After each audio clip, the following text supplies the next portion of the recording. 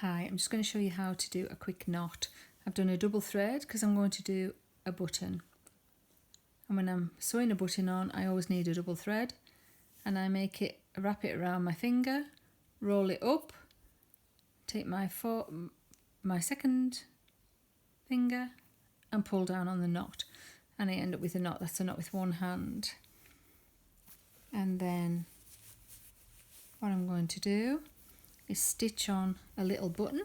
As you can see, I've taken 2 silk cuffs from an old blouse, making it into a little pouch, and you go through from the back where you want the position of the button to be located. So I've actually marked it here with 2 holes so I can see where I'm going. Go through from the back, through 1 hole,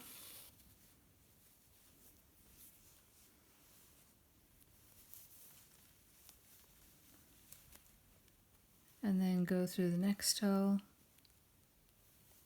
and take your needle out the other side, and then go back, catching the knot, go back through the first hole and keep going a few times until you feel that the button is lodged securely. I would say at least 4 or 5 stitches is perfect. And then when you've finished, if it's very thin fabric like this, you can just do a little extra stitch on the back to finish off, or if it's thick fabric, we put a shank on. And to put a shank on, we usually leave our button quite slack,